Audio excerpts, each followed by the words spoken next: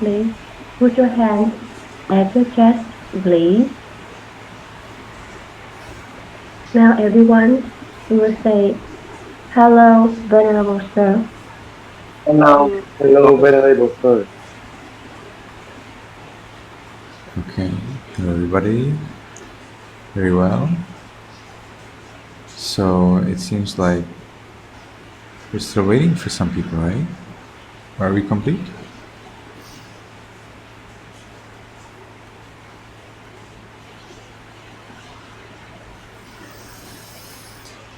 So let's start by meditation right away.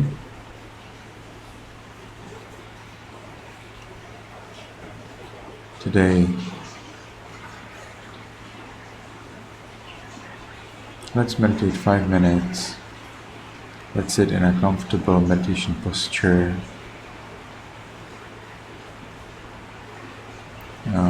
Fu Bao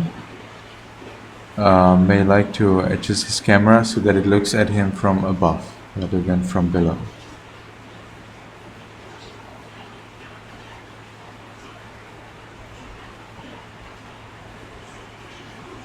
Isabella, can you go a little further from the camera? Okay, that's fine. Isabella, do you have... can you go even further from the camera?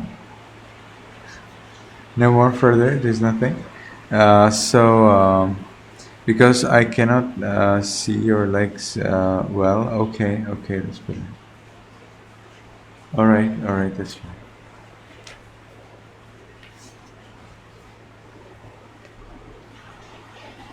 Good. So as you're sitting in a comfortable meditation posture, make sure your back is erect. And we will make the first determination in our minds voicelessly from now on. For 5 minutes, I will meditate on muscles without any movement. We will meditate with closed eyes. From now on, for 5 minutes, I will meditate on muscles without any movement. From now on, for 5 minutes, I will meditate on muscles without any movement.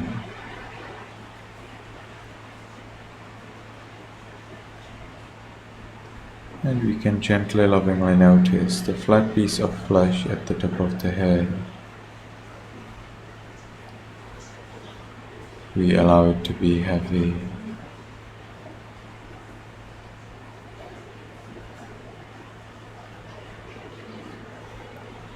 We continue to the forehead, eyes, nose,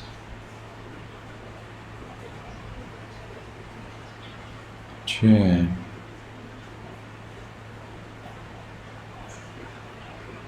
cheeks,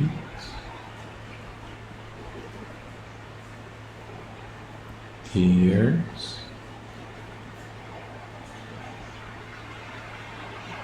back of the head,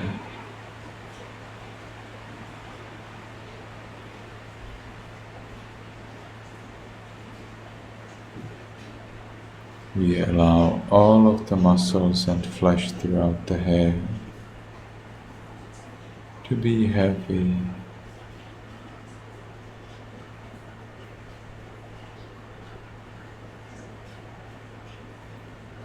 We continue to the neck,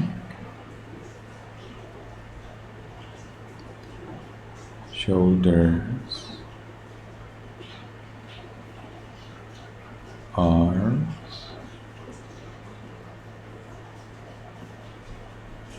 elbows, forearms, wrists, palms,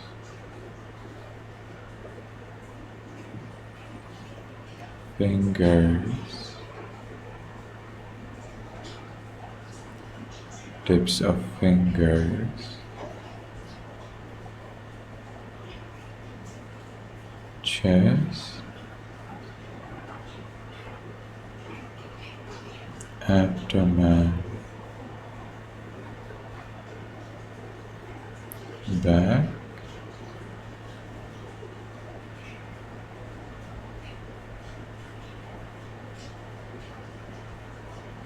we allow all of the muscles and flesh throughout the upper part of the body to be heavy.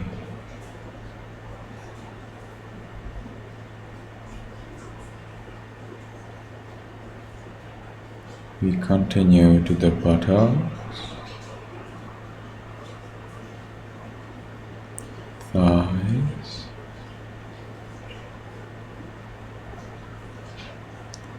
knees, calves, heels, soles, toes, tips of toes,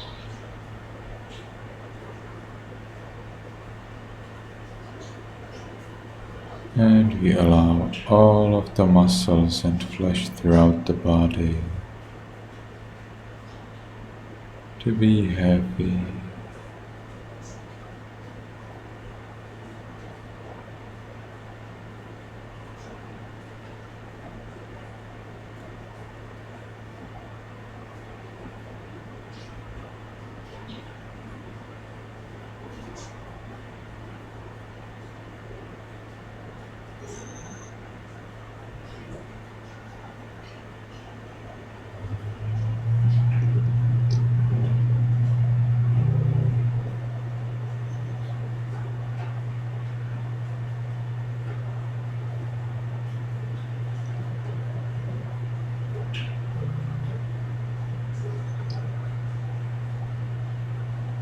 And we enjoy the heaviness.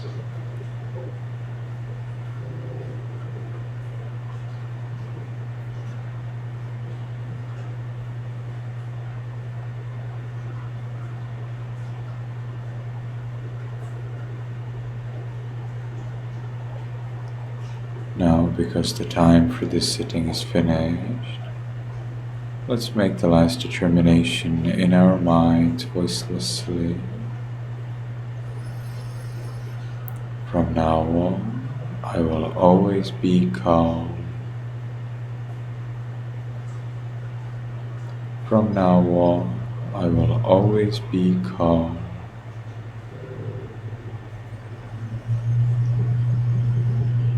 From now on, I will always be calm.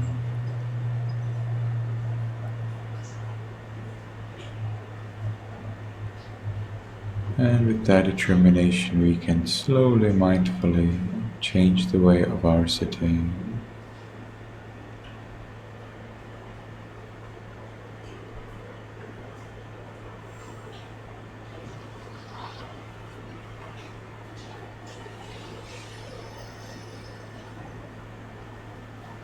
Okay.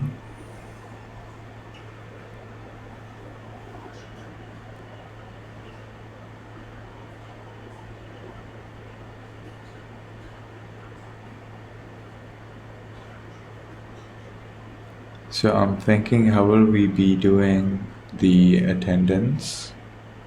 So Tutam, you're doing the attendance during the class, or what do you suggest? Yes, Bhante. You I do will during check the study. Yeah. during the class. During the class. Yeah. Okay, okay. So let's start with the question. So I would like to know, how many times did you everybody meditate during the last week?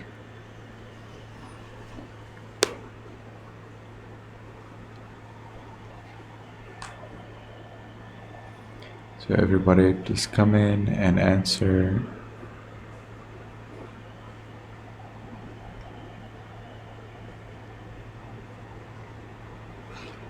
I see there are only 10 participants. Is that possible? Why are there only 10 people to participate? We have more students here.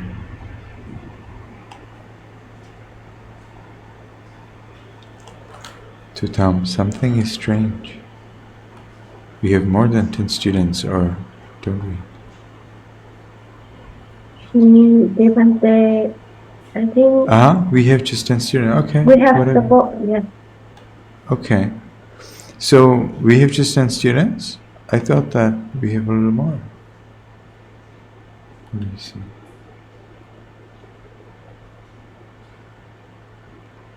Yes. No, I mean that. That would mean that we would have reduced. Previously, we always had like 14, 15 students. Now we have just 10. Is there a reason for that? I don't know, Devante. I have no idea, Devante. Okay. It's like 33% of the class is gone. Actually, from the beginning, we have more, and then some students ask that some students like say that they don't have the enough time or the time is not suitable or something like that. There are few students say that they can continue class Devante. I see. Okay, okay. So I see here that some students actually are not eligible for this class anymore. Anyway, because they didn't come so many times, right? Yes, Devante. But that's, well, that's 3 students, so 14 minus 3. Okay, fine. Well, but that still should not be like that. Okay, well, we will see after you make the attendance checklist, so we will see the situation.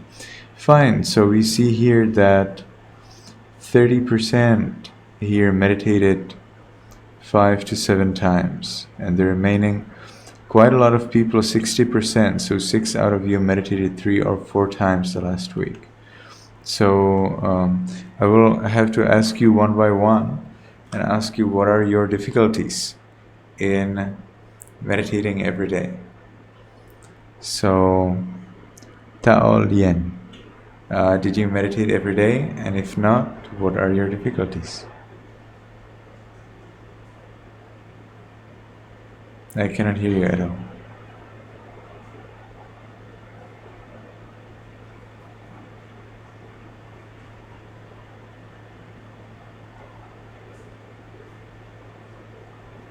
Still, I cannot hear you at all.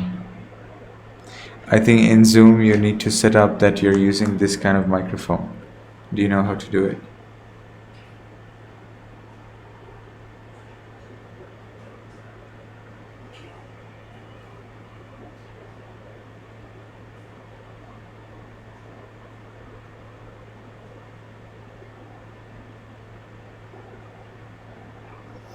I think you need to set up the kind of microphone so that Zoom knows that it's this device you use.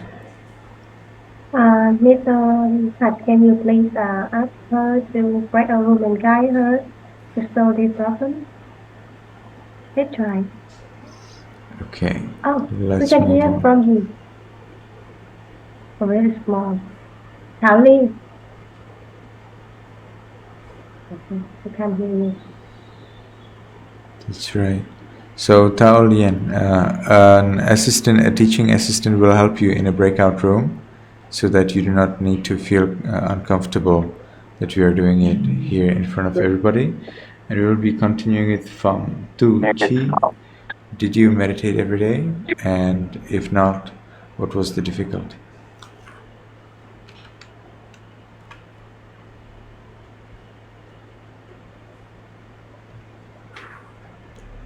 So Pham Tum Tung Chi. Chi. Tung Chi, can you please unmute yourself? Bante? Tung Chi? I think you have sent them to the, you have sent invitation to the breakout room to everybody. So they thought, aha, we go to breakout room. So they clicked it probably. Oh, I see. Let's see some that student like last time we put in the breakout room, so still have the name. So when we open the breakout room, they automatically in the breakout room. Sorry, Pante.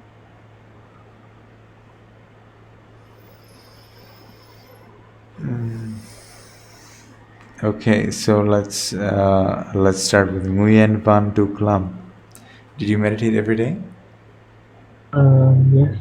Oh, you meditate every day? Nice. So that's the way to do it. Dig Tai. Did you meditate every day?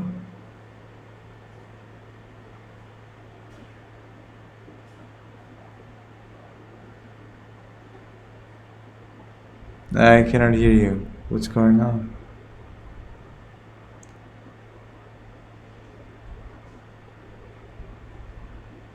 Tutam, can you say something to make sure that I can hear? Yes, Pante. I see. Yes, Pante. But you could not hear Duk Tai at all, right?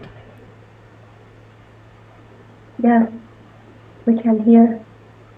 Đức Tài, can you say something?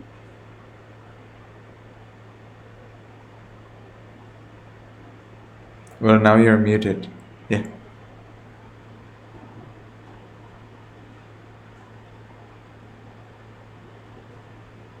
So, okay, so let's continue. Um, Ho Guo Kang, did you meditate every day? No. I see. What were the challenges? What were the difficulties? Uh, uh, I think maybe I forgot to meditate. I see. Now, what is the time when you want to meditate regularly every day? Uh, I think in the evening. At what time? Like uh,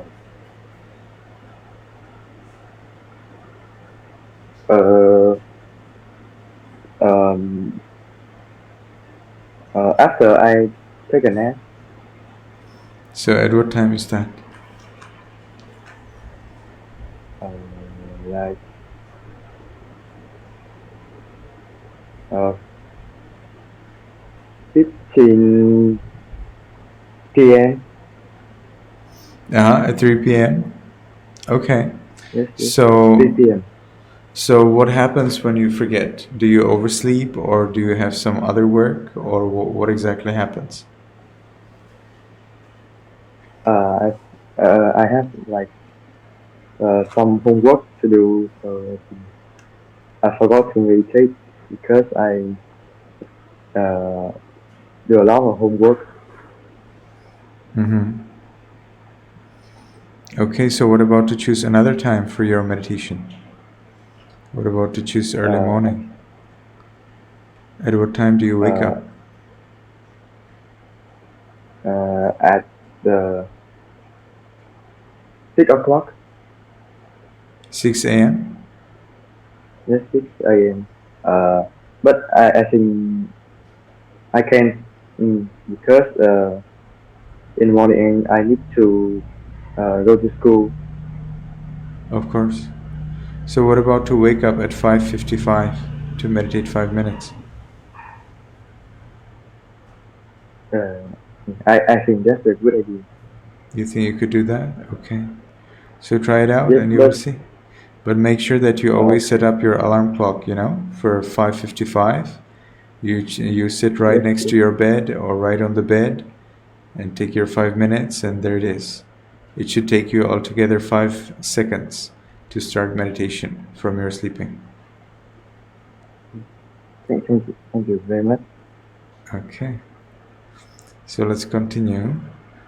Duke Tai, did you already correct your check your speaker settings?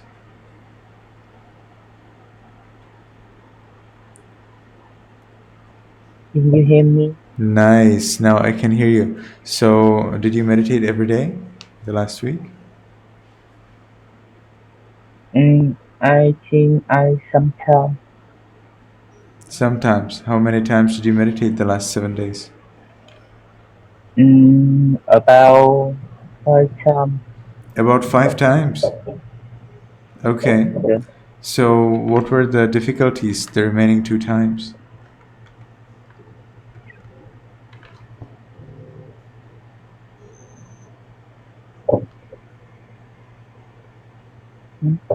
What were the difficulties the remaining 2 times?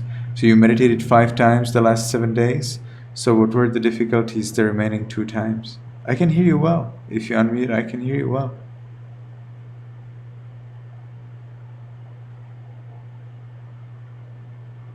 Well, now you're muted, so I cannot hear you. Okay. Yes. Mm, can you repeat your question? Ah, you didn't understand my question. So, is it true that you meditated 5 times during the last 7 days? Yes. Yes, great. So if you meditated 5 times during the last 7 days, then that means 2 days you did not meditate, right? Yes. So during those 2 days, what was the problem? What was the reason that you did not meditate?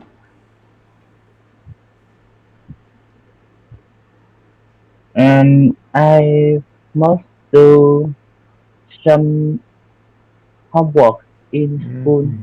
so I very busy, so That's right. I can't meditate. So at what time do you meditate usually?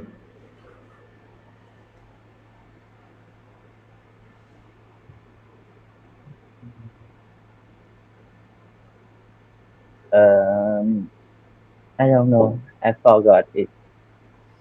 So what is the time that you want to meditate every day? It should be the same time for every day. Every day I usually meditate. Mm, 2 times or 3 times. So I'm asking you So I'm asking you, at what time would you like to meditate every day?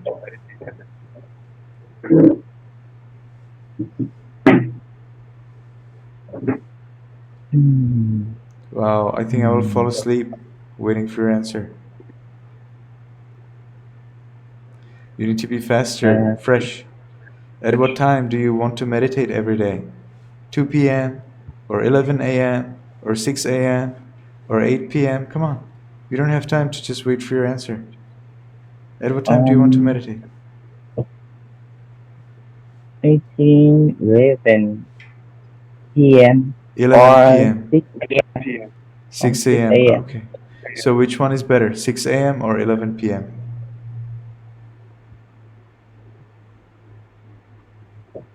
Mm,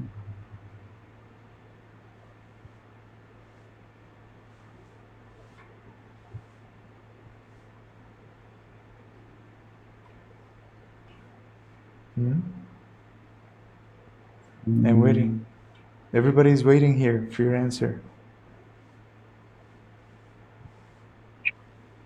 So 6 a.m. or 11 p.m.? Come on. A or B?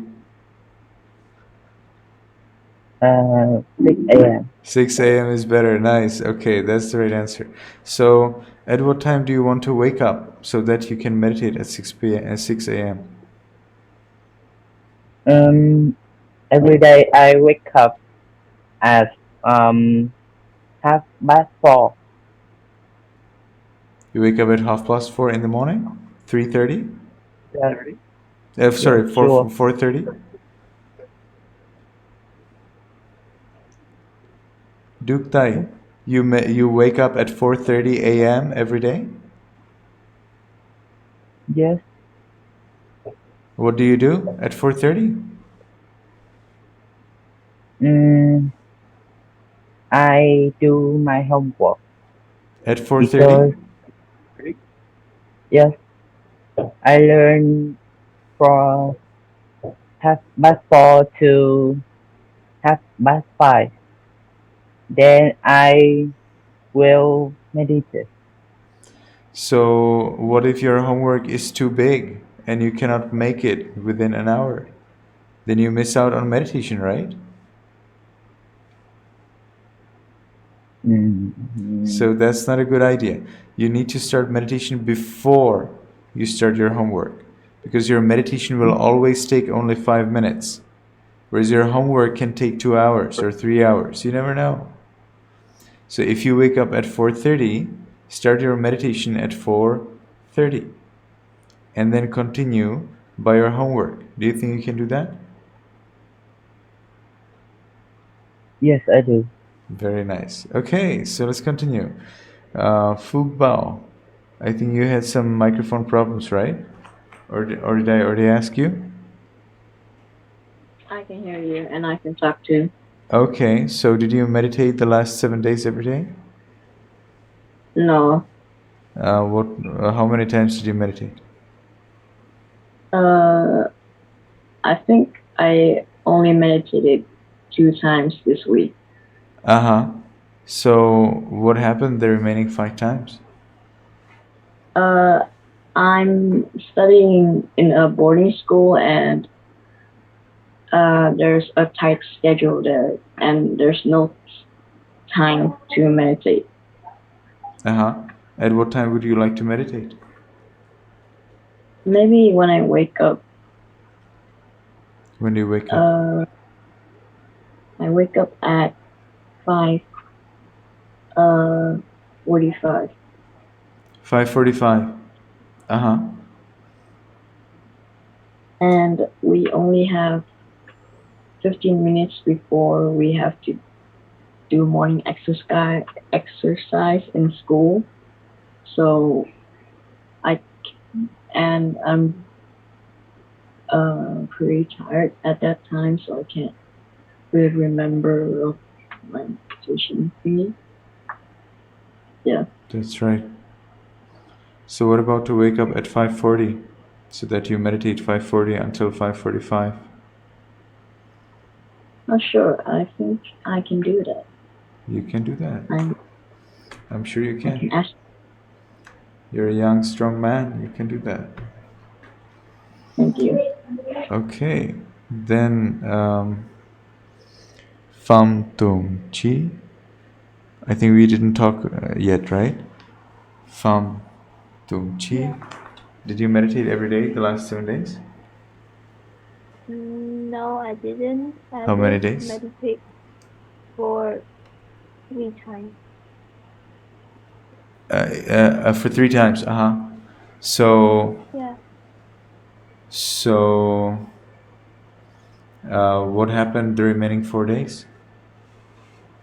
the remaining 4 days, mostly I forgot to meditate, and because I had homework to do. Hmm. Hmm. So, how, at what time do you meditate usually? Usually, I will meditate when I woke up Uh huh. At what time is that? at 6 a.m. 6 a.m. I see. Yeah, So, what about to wake up at 5:55 and meditate 5:55 until 6? maybe it will be better, I think. It surely will. You can do that. All right, Thanks. I will. just yes, just make sure that you set up your alarm clock for 5:55 and that you prepare the place for meditation right before you go to sleep. So if you use a cushion or whatever you use in your meditation, prepare it right there at the bed in the evening as you go to sleep, so that in the morning, when your alarm clock rings, you can sit down for meditation and start practice right away.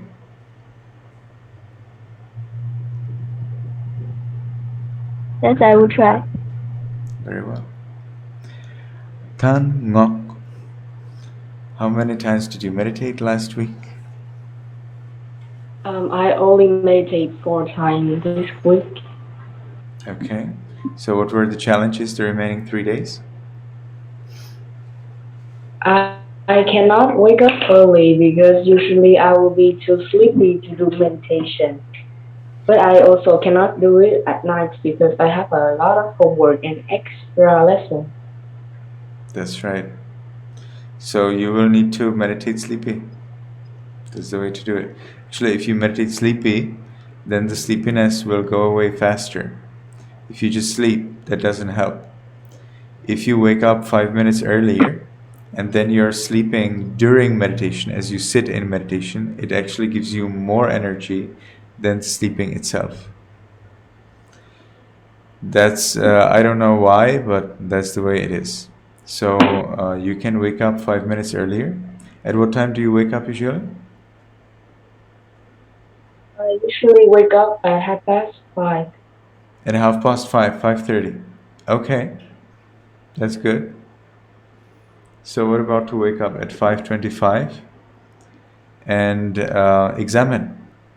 So you would write a report. Always, after you finish your meditation, keep some paper somewhere, with a pen or whatever. When you move to do your homework, keep some paper close to the place where you do homework. And then you need to rate.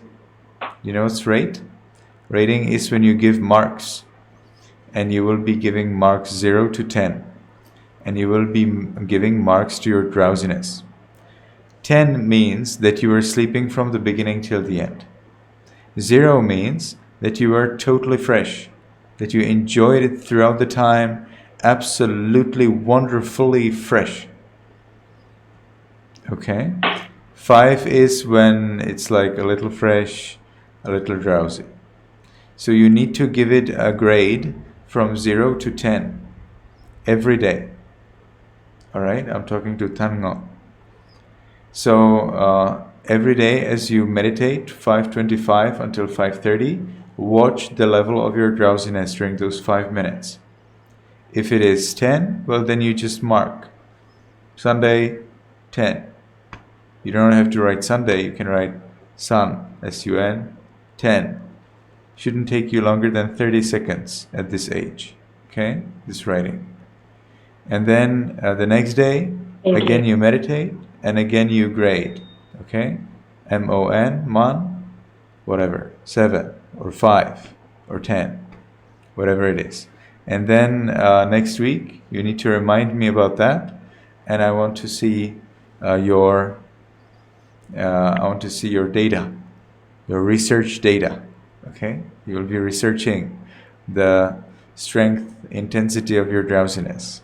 And then we will see whether there is any trend. Do you know what's a trend?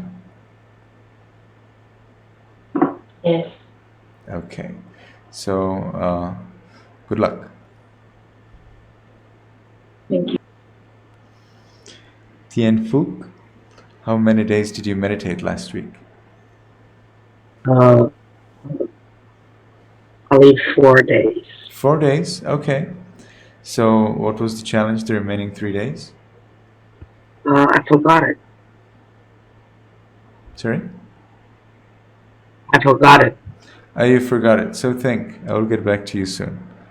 And then we continue with... Oh, cool. Kang, did I already speak with you? I think we were discussing something, right? Did we resolve it? Yes. We resolved it? Okay. So, Tao Lien had some problem with her microphone, right?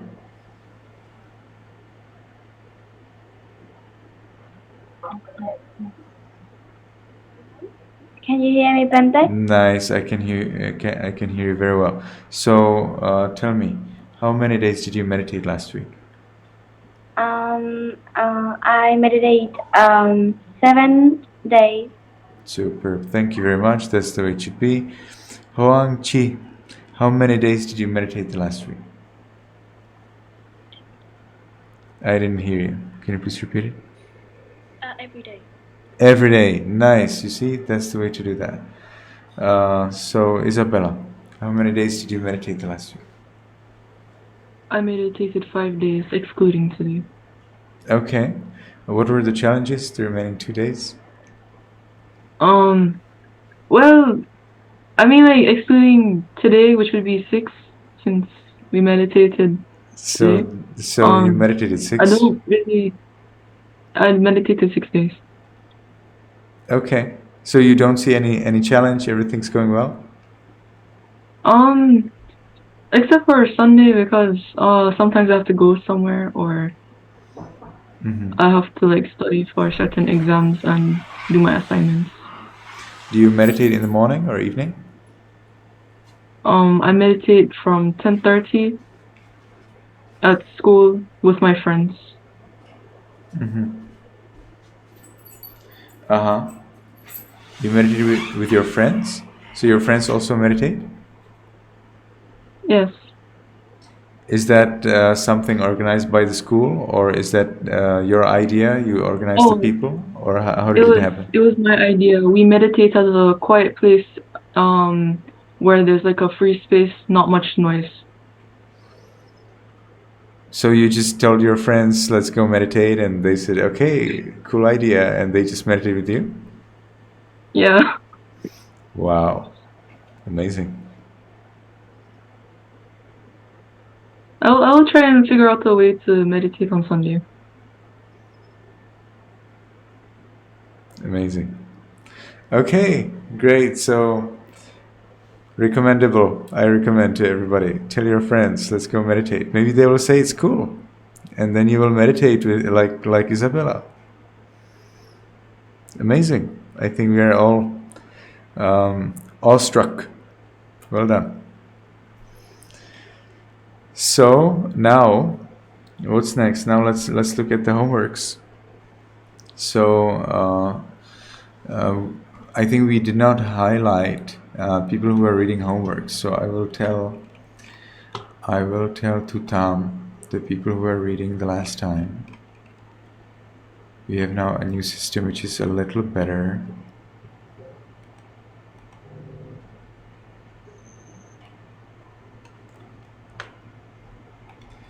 So I'm sending it here, and I will be sending it in Zoom as well.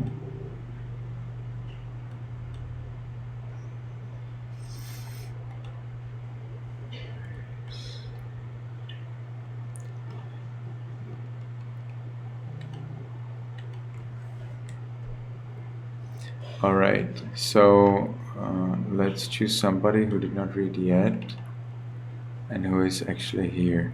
Aha, Max did not come, right? Max did not come, and Jake also did not come. So that's why we get much less people. All right.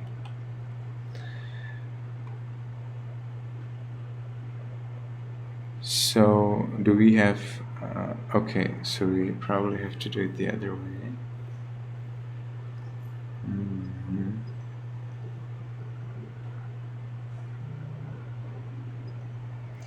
So let's ask Duke Tai, Tan Ngok, and Tien Phu.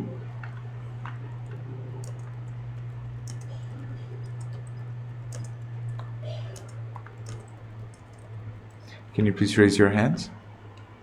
Duke Tai, Tan Ngok, and Tien Phu. Perfect, thank you very much. So Tan Ngok, can you please read for us your homework?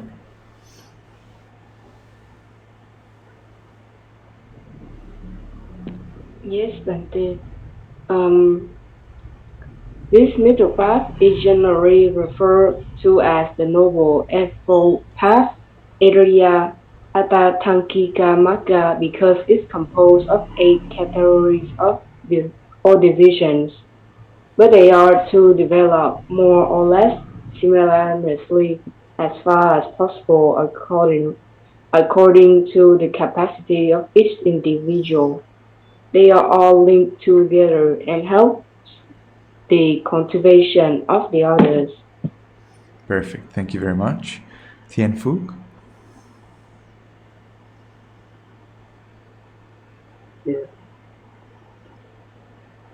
According to Buddhism, for a man to be perfect, there are two qualities that he should develop equally: compassion and wisdom. Super, very well done. And then we have Duke Tai.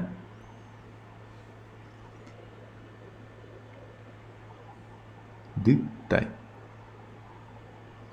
Can you please read your homework for us? Yeah.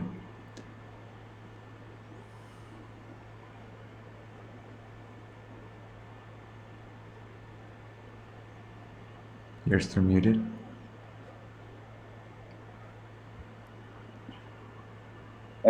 The Buddha's teaching does not support this ignorance, weakness, prayer, and desire, but aim at making men enlightened by removing and destroying them, striking at their very root. Can you tell me in your own words, what did you just read? How do you understand it?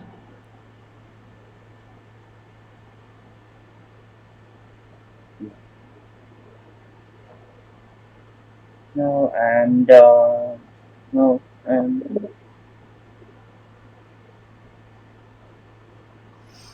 Can you try to read it again? Because I didn't understand.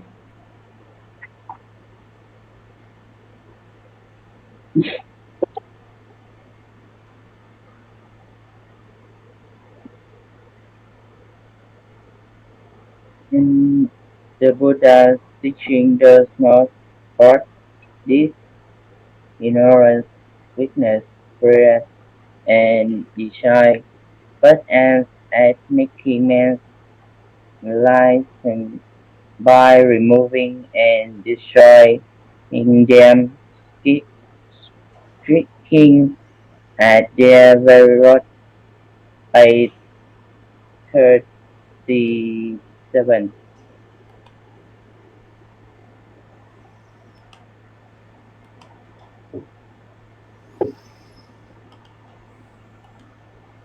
What is the page number? 37.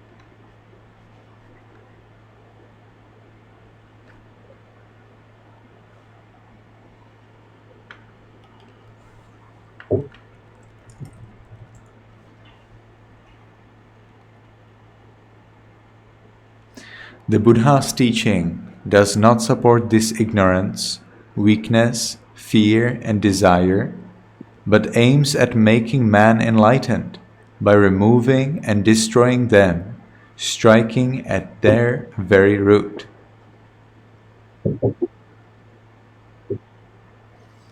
So, who would be able to explain what is this sentence about? Ho Guo Kang. How do you understand that sentence?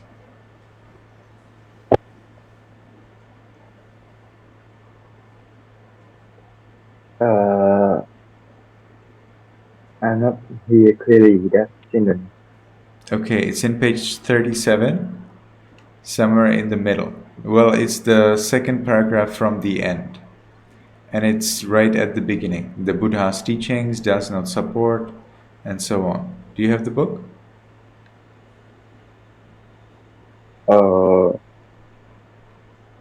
No, I use the book in my phone. Do you have the book somewhere? I have the book in my phone. So you don't have it available now? Yes, yes. So that would be better if you have it available now so that you can read from it. Okay. I can open it now. Okay. So we are at page 37. No, I don't think so. Okay, not successful.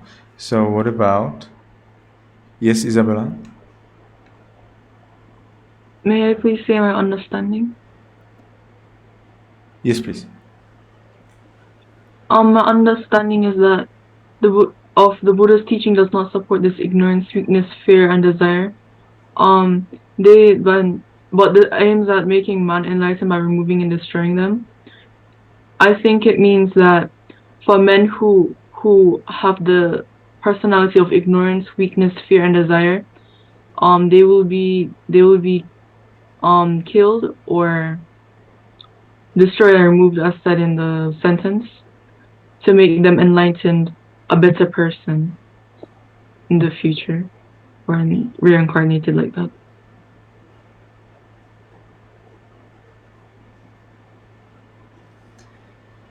Well, here, removing and destroying is those mental defilements, not the people, right? That you understood, right? So it's not removing or destroying the people, but it's removing or destroying those mental defilement. That means the ignorance, weakness, fear, and desire. Or maybe I didn't understand you right. So ignorance, weakness, fear, and desire. So weakness is a little difficult here, but ignorance, fear, and desire are indeed they are qualities of the mind. They're so-called unskillful qualities. And these unskillful qualities cannot be removed directly. You cannot just, when you have fear, to just say, I don't want to have fear. You cannot just like stop it. You cannot just like say, okay, I have fear, so I don't want to have fear right now. No, it doesn't work like that. Instead, you will need to be clever, and here the Buddha is described as the one who strikes at their very root.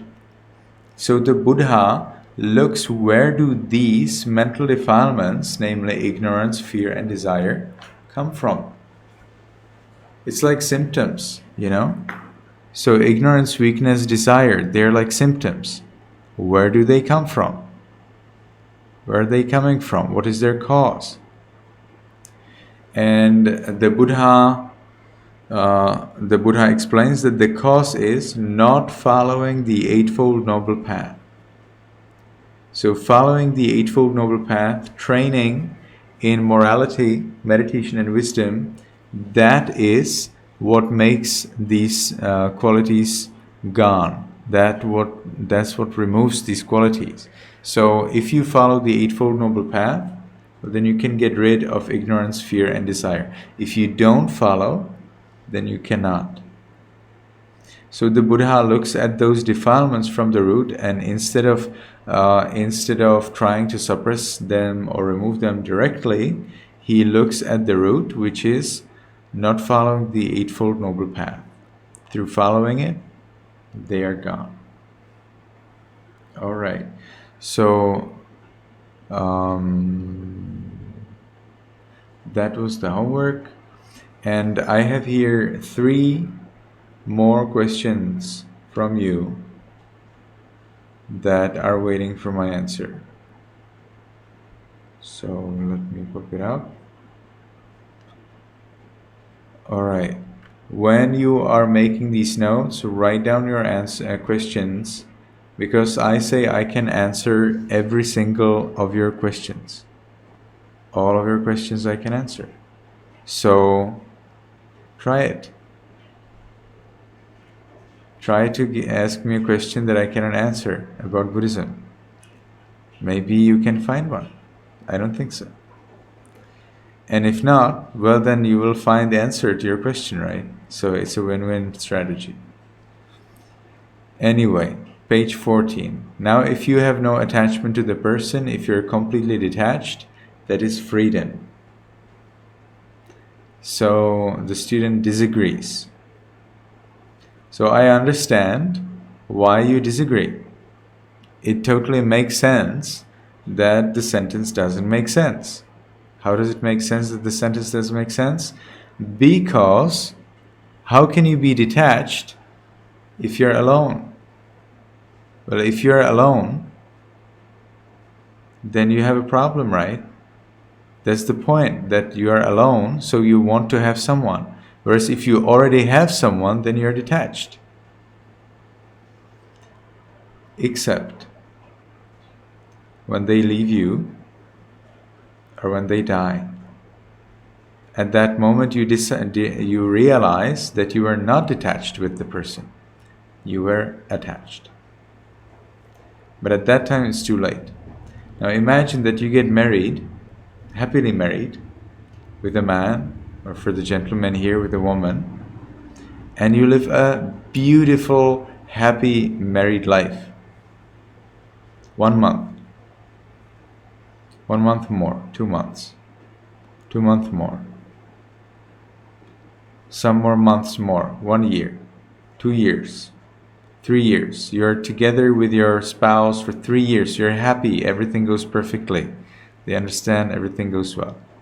3 years, 6 years, 10 years, 15 years. You've got your kids. Kids got adult. 20 years. You move to a different house. 25 years. You're traveling around the world. 30 years. You're undergoing various operations and surgeries and problems, and now you're grandparents. 50 years. You've lived so long together. And now, surprise, one of you dies. Can you imagine that? I cannot. It's one of the reasons why I don't want to get married. So I don't want to lose the person that I would be married to. Does it make sense? Probably not, but to me it makes sense. So if you are married so long with the person, then there is so much of attachment, so much of expectation. And if you lose them, that's an incredible suffering. And it's nothing new for the people who have already lost their spouse. They go through so much of agony, so much of anxiety, so much of fear, so much of stress, so much of sadness. If you love your spouse, then your spouse becomes 75% of you. When they die, what remains? 25%. That's not much. You were used to have 100. Now you have 25%. Now nobody wants to get married. Okay, so if you get married, that's the problem. You get attached. If it works, of course, if it doesn't work, then you're not attached. You want to get divorced, you want to get rid of the person as soon as possible, of course. But I'm now talking about the people that we have attachment, because that's the sentence. Now, if you have no attachment to the person, so now we are considering the opposite. Now, if you have attachment to the person, is that freedom? And I say it cannot be, because when the person dies, when the person gets ill, it's a huge problem for you. If you have family, if you have children, now this is happening especially in the poor families, when the husband is taking care of the family by going to make money, and the lady stays at home and doesn't have the opportunity to do the job. Well, then if the man dies, which is nothing special in Myanmar or in other Asian countries, well, then the family doesn't have money. Cannot take care of two children. Like in the Western countries, sometimes if you don't have your spouse, then the government gives you some money. But there is no such thing in Myanmar. In Myanmar, whether you have husband or not, nobody cares. Either you make your money your way, or you just don't have any money. Government doesn't give you any money. There are, of course, some advantages that you usually don't pay any tax to the government. Well, but government doesn't pay you also anything. So it's on both sides. You don't give money to government? Okay, government doesn't give you anything. Okay, so attachment to the person is a problem. It is better to have no attachment so that you're free. Like a rhinoceros horn. Always alone. All right, never a problem. There was a case of a king with a king had a servant, a lady servant, and the lady servant, she had two, do you call it bracelet, a wristlet, or how do you call these these iron circles that you have on your bracelet? Okay, and she had like 2 bracelets here on one wrist and one here. And she was preparing a kind of like makeup, but how do you call it? Tanaka. She's preparing tanaka. I don't know how to say it in English. So a kind of like powder, a kind of like makeup, but for kings, you know, a special one.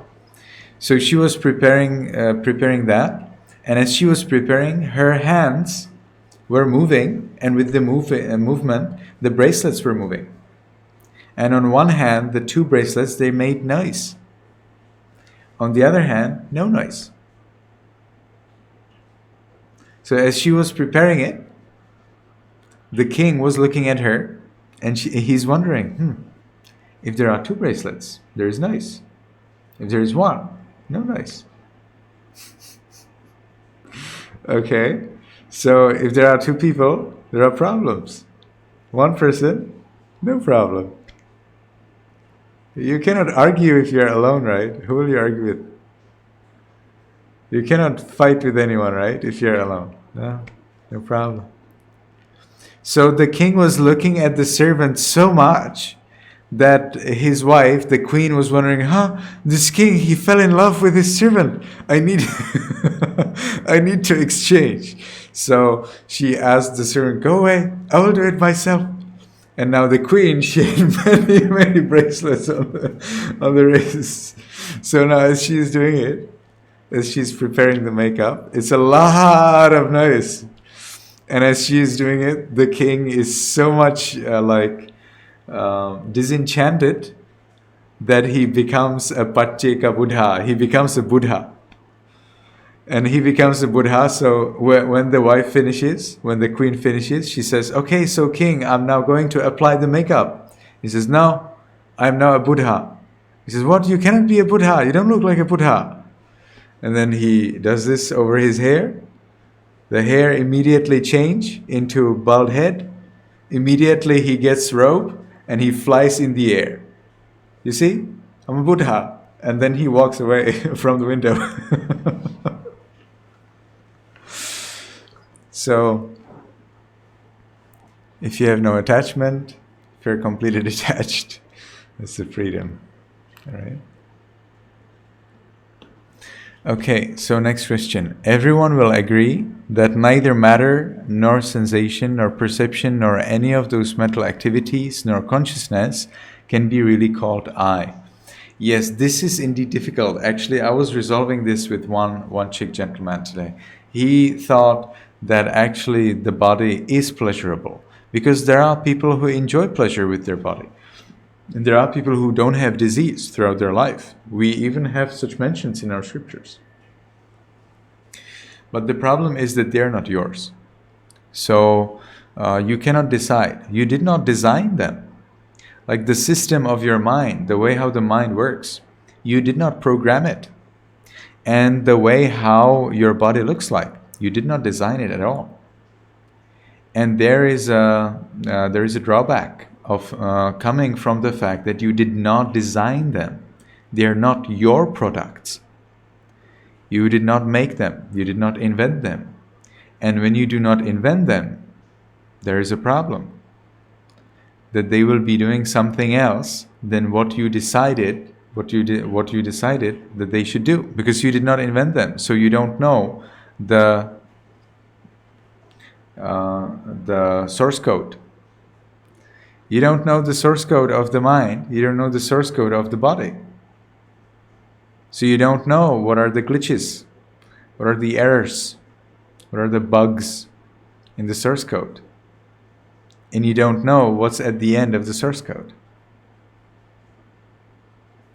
Because you didn't write it. And you don't have access to it. You're just the player outside. Or I say you are the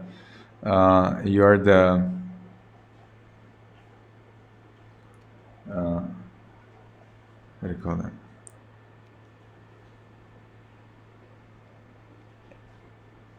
Non-player character, right? NPC. You're the NPC in the game. and you just have to follow. And if the script says that now you die, so you just die. It's the way it is. So that's the body and the mind. They are not programmed by you. You don't know their system, you don't know their source code, and also you don't know what do they have ready for you. At which time they will be do what, at which time they will do what.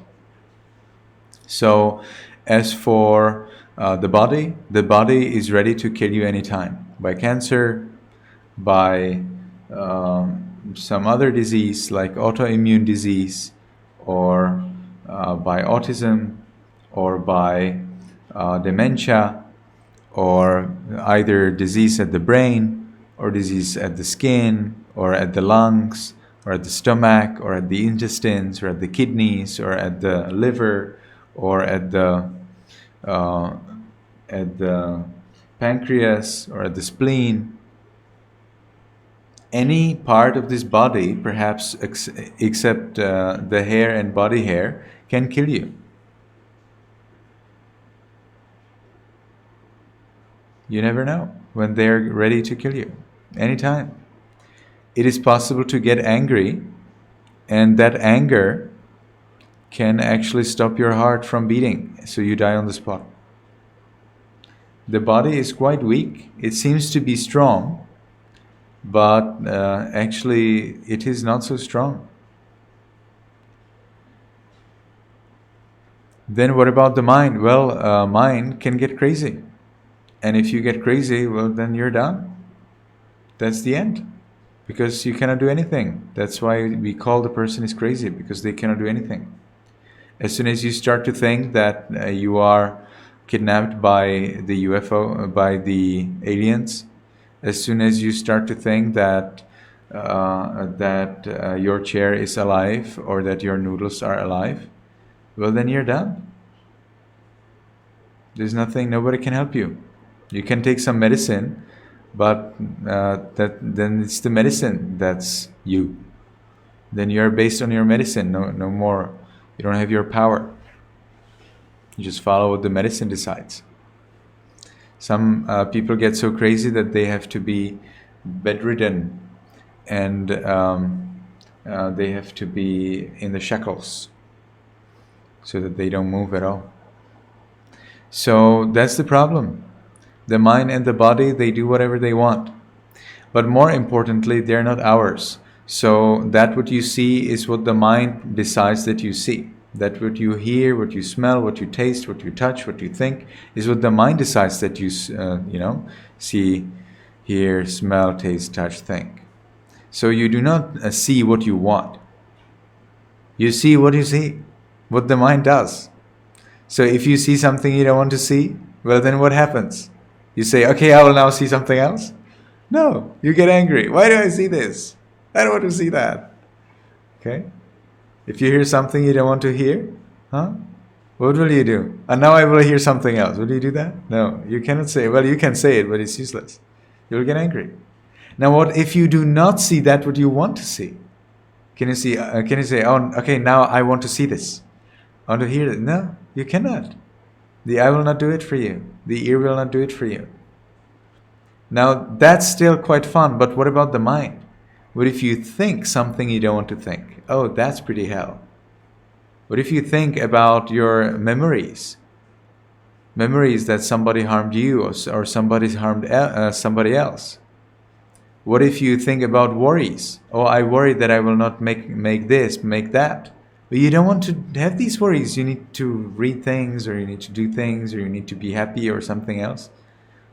You see? Your mind will think what it wants to think, not what you want. And if you want to think something else, well, then that's pretty difficult. Yes, it is possible to create some kind of power, but it takes time. And not everybody can do it. And even if you can get that power over your mind, well, then next life you start from the beginning. And again, in the beginning you don't have. And if you're not lucky to find a teacher who will lead you to get that power over your mind, well, the next life you will not have it. So you will be suffering. You can get crazy and things like that. So this life is not just the only thing that is here. There's also next life and the life after next life, and so on and on. So that's the problem with the mind. Mind and the body, they do whatever they want. So that's why we cannot call them I, because they're not I. They're the body and the mind. So that was number 2. And now the last thing I'll be talking about, we're already over time. Mere suffering exists, but no sufferer is found. The deeds are, but no doer is found. And the student says, I disagree. And that's right, because in a certain way, it is actually not true. Indeed, there is a sufferer, and indeed, there is a doer, but on the conceptual level. So in the Buddha's teachings, we distinguish 2 levels of reality: the reality of the ultimate and the reality of the conceptual. So the ultimate is like the atoms and the subatomic particles, hadrons, quarks. These hadrons and quarks, like the neutrinos and Higgs boson and all that kind of thing, that's the ultimate theory, ultimate level of reality as is known by science. We do not have anything about Higgs boson in our Buddhist scriptures, but we have things that are quite similar. And when the scriptures describe ultimate reality, they are very clear that it's different from the conceptual reality. So, for example, I have a pen here. That's the conceptual reality. It is called pen. In the ultimate reality, it is space. Most of the pen is space. Just a very insignificant amount of the pen is matter. Most of it is space. And physical laws. It's the physical laws that make up the pen, rather than the atomic particles. It is the physical laws of attraction and repulsion that make these atoms and the molecules and so on together, so that they hold together, and therefore from outside it seems like this is a pen, but actually it's mostly space. So how will you be writing your homework with space? Now suppose you don't do your homework, you come to your teacher and you say, oh dear teacher, I didn't have a pen because my pen is space. And I realized that there is actually no pen in the world. So I cannot write the homework because I cannot write with space, right? Or dear teacher, how will I be writing my homework with space? I don't know how to do that. So will the teacher then say, okay, well, you're true, actually it's all space, so you cannot write your homework. Will the teacher say that? Probably not.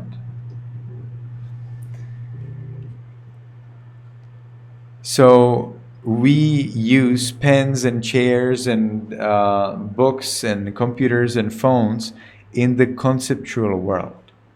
But at the same time, we realize and we understand that they are made up of atoms. And because they are made up of atoms, we can do some deep things. For example, we can then try to make new materials. It has been possible to make gold. I don't remember what they make it from, but it is now already it's possible to make gold. But it's not valuable. The gold is in very thin sheets. So it has rather mechanical purpose rather than money value of its own. So as soon as you know atoms, you can also make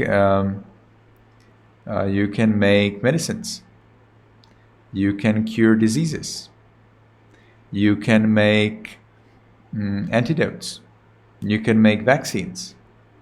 You can make cleaning products. You can make repellents. Yeah, and so on and on. So you need to know the ultimate reality, and through the ultimate reality, you can manage the conceptual reality. And that's how you put it together. So, in the ultimate reality, there is suffering. There indeed, the feeling is ultimate. But there is no one who would be suffering, because in the ultimate reality, it's just arising, passing moments of mind, and the little atoms and subatomic particles of the body. So that's the sufferer. The sufferer is just a concept. We need to work with the concept. As soon as you say, well, I'm just moments of mind, I'm just atoms, well, then that means you don't need to eat, you don't need to sleep, you don't need to stand up, you don't need to sit down, you don't need to breathe. Why do you still breathe? You don't need that. There's nobody. So if you meet someone who tells you, but actually I don't exist, there is no I, then you need to say, well, then why do you breathe? You don't need to breathe. And they will say, I need to breathe. So you see, you are, you exist, you're very important. But in the conceptual world, in the ultimate sense, it's just arising, passing moments of mind and atoms. So that's what's the meaning here. Suffering exists, but actually, no sufferer, no real I exists, because it's just body and mind which do whatever they want. The deeds are, but no doer is found. So again, the actions happen. Indeed, there is a change. We can do change, and that happens in the ultimate level. But in the ultimate level, there is nobody. The body is not me. The mind is not me. So where is me? It's gone. In the ultimate level, there is no me. So that's the meaning of the sentence. It is talking about the ultimate level. But in the conceptual level, there was the Buddha, and the Buddha had students, monks, and the monks can teach the Buddha's teachings. And we have bodies, and we have minds, and we, us, I, you, he, she, we can use these bodies and minds to achieve wisdom, to see that there is no self. And through this understanding of ultimate reality in addition to the conceptual reality, we can liberate ourselves from greed, hatred, ignorance, and become good people, and maybe liberate ourselves from rebirth. So that's the meaning of the sentence. Anyone has any question? Anything you'd like to say?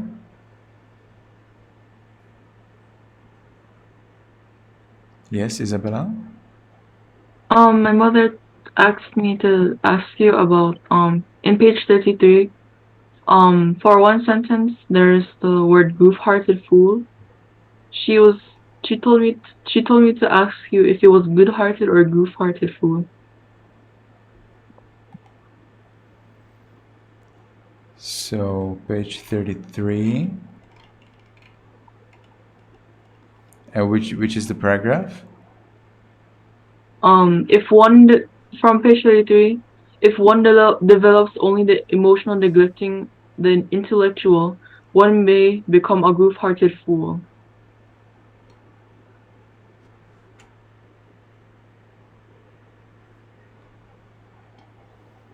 I think this is well, the word exists, and the definition in Google says kind and well-meaning. A good-hearted. Oh no, that's good-hearted. Google changed what I said. Aha, and that's the question, right? Is it goof or good, right? Yes.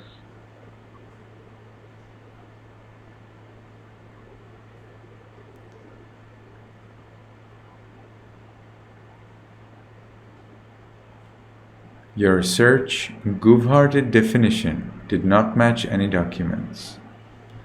Sweet.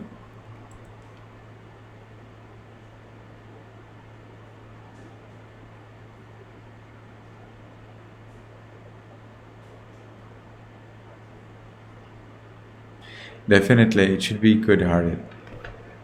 Makes sense. Thank you. Thank you. There may be some more spelling mistakes like that, so be ready for that. Anything else anyone would like to say or share with us? Okay, so for next week, please read pages 41 to 50. I have got some suggestions that I also add some quizzes so that I check your knowledge, but I think you already have too much on your plate, so you don't need to, so it's too much, all right? If you don't read anything and you just randomly take a sentence and you make a homework, well, then that's your homework.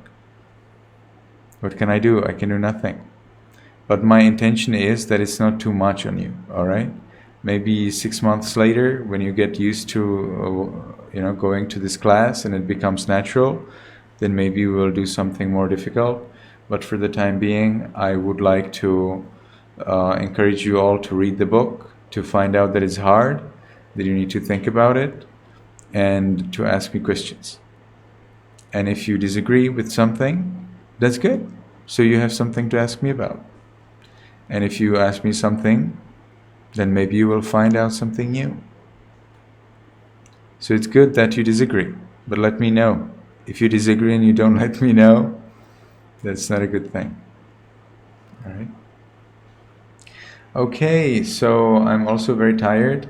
I will be waking up after 3.5 hours to do another teaching. So as you can see, I will not have much sleeping. But still, I'm happy to share with you my knowledge, and hopefully that helps. I'm looking forward to see some questions from you next week. May you be happy, may you be healthy, and may you soon attain the eternal bliss of Nibbana.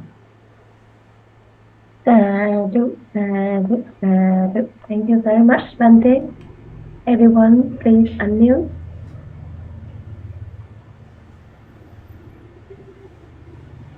Lynn, can you please unmute?